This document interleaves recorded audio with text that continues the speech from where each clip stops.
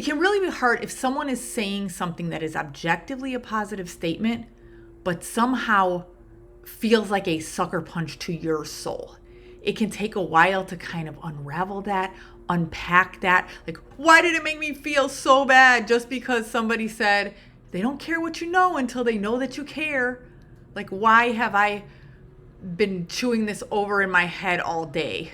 So toxic positivity, I'm going to define as a comment that on its face seems positive, and yet it gets under your skin in a way that definitely negatively affects your mood, and sometimes you're not sure why. So I'm going to give you a few reasons why something positive you've heard recently might have gotten under your skin, why that's normal. And in another video, I'm going to talk about toxic negativity. They'll all be in the same playlist, and you'll see that in the description underneath this video.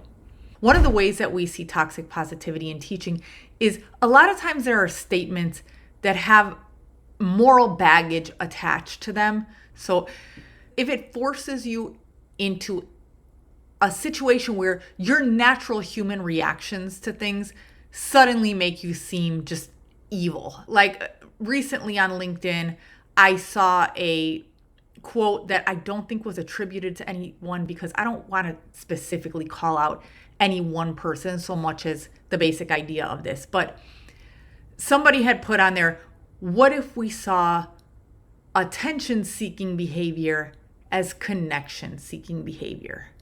And this had hundreds of thousands of likes. So it can probably take a little criticism from me on this small YouTube channel. Attention-seeking behavior is probably already a gentle way of describing a kid misbehaving in your class, maybe being a bit of a total a-hole. We don't know. But even the term attention-seeking behavior can describe behaviors that in a classroom where a teacher is actually trying to teach can be pretty frustrating.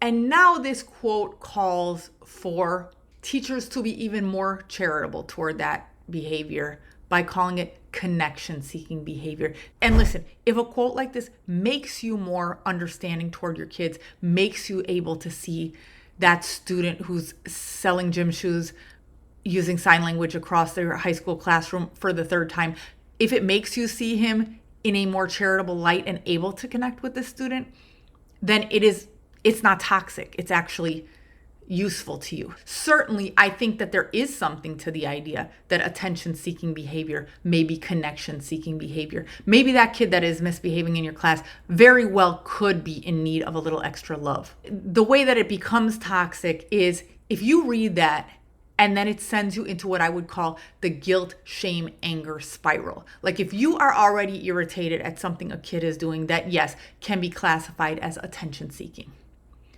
or connection seeking. And now on top of that, you've read this quote and you're wondering, why can't I see this as connection seeking? This child who has started a fart sound contest while I'm talking is really just looking for connection. Why can't I see it that way and provide that connection instead of, being this judgmental person who can't rise to the challenge of what a child needs from me?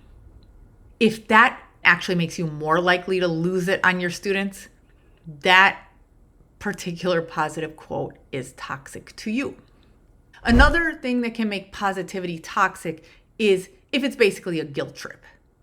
If you're overwhelmed by your teaching job and someone tells you, well, failure is not an option because these students' futures are in your hands. Don't get me wrong, failure is not the most attractive option, and it's certainly not what you came here to do. But it is possible to fail as a teacher, and one of the ways that you can fail as a teacher is by just refusing to acknowledge that teacher time and energy are finite resources. Affirmations like failure is not an option really don't help if you're a teacher trying to plan your week. And this happens more than you might think because no one really wants to go on record as saying, if you have 3 hours of legit energy that you can spend on planning, grading, or other teaching responsibilities, here's what you should spend it on, and here's what you should not spend it on. it's really hard to get someone to say the second part of that, because everything in teaching is important, because teaching is important. But someone is not giving you real advice if they can't admit that there are trade-offs to spending 2 hours on one thing. There is something that you're not spending that 2 hours on. And this problem will not be solved by caring about students more. Teachers' time, energy, and emotional bandwidth are 3 of the most finite resources in education. My courses, which are collectively called the Maintain and Stay Sane program for teachers, are meant to help teachers make real decisions about how they want to spend those resources. The overall goal of these courses is to help you get closer to the teacher you imagined being when you chose the profession. And they can at least help you get to a place where you're focusing on teaching as a job you're trying to get better at, rather than running on the fumes of how much you're supposed to care about kids or how important you believe this job is. Another way that something that seems positive can actually be toxic is if the person is just a one-upper. I mean, sometimes you may just be around an educator who can't wait to let you know what a superstar they are, can't wait to let you know that they've already thought of all your best ideas, can't wait to let you know that whatever is happening in their classroom is either a compare and contrast situation with how bad your classroom is, or maybe just a little bit better than the best thing that you're doing. That's annoying. If things aren't going well in your classroom, it can send you into a complete compare and despair tailspin. And it's important to remember that it may not be completely true. There are teachers who are great teachers. There are teachers who are vocal about being great teachers. Sometimes those are the same teachers, but sometimes they're not. I found this out the summer between my first and second year of teaching. There was another first-year teacher who worked at another school. And this guy was always talking about how great things were going in his classroom. And I would come home from these discussions where I would just have a stomach ache thinking about, if he's doing this his first year, why are things in my classroom so bad? Over the summer between my first and second year of teaching, I asked if I could observe his summer school class. And I went to the summer school class, and what I noticed was it wasn't very good. Like, this guy was not really doing a better job teaching than I was. I mean, he wasn't a horrible teacher, but I don't think I was a horrible teacher. I was just extremely hard on myself, and this guy was just extremely confident in interpreting his teaching style and describing it to others. And he went on to have a great career in, something that requires active self-promotion. I mean, I guess that's okay. I guess, I've come to understand that self-promotion is a skill. And I've kind of come to appreciate that there's nothing wrong with putting a positive spin on your work as long as you're not doing it at someone else's expense.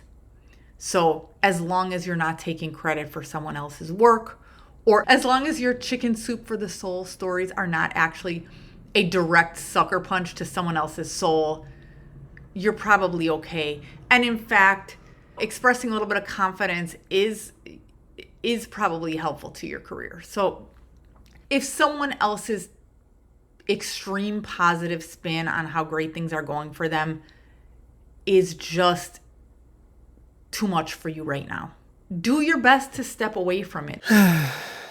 Sometimes it's just on you to manage toxic positivity from the listening end. The final way that I want to address in this video that a seemingly positive statement can be toxic is if it's what's known as a thought-terminating cliché. The term thought-terminating cliché was originally coined by a psychiatrist named Robert J. Lifton to describe the brainwashing that happened in 1960s communist China. When you see it on the internet, it's often talking about gaslighting or the language of cults.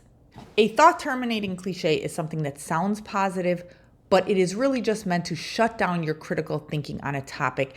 And it's meant to shut down your critical thinking in a very specific way, which is by letting you know that if being part of a specific group is important to you, or if thinking of yourself as a certain type of person is important to you, you should stop asking so many questions.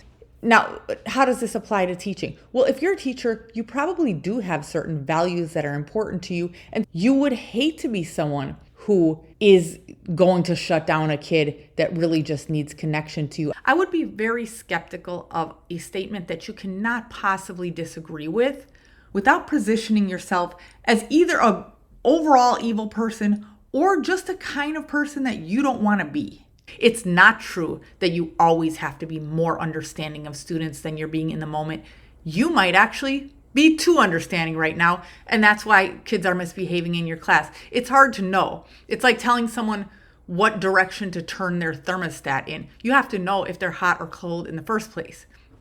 I also think it would be worth acknowledging that it may not be possible for a teacher to provide enough connection to students to keep them from misbehaving.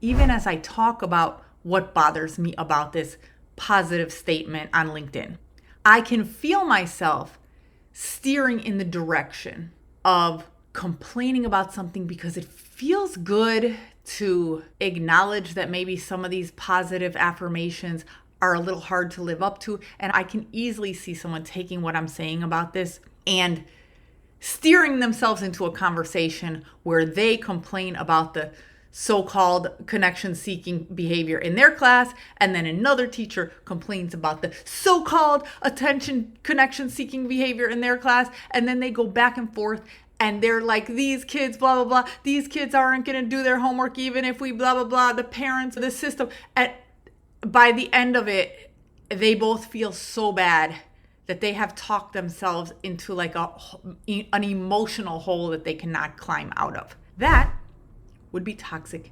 negativity. And in another video, I'm going to talk about toxic negativity. And if you are interested in that, you will find the link to that playlist underneath this video. Thank you for watching and have a great day.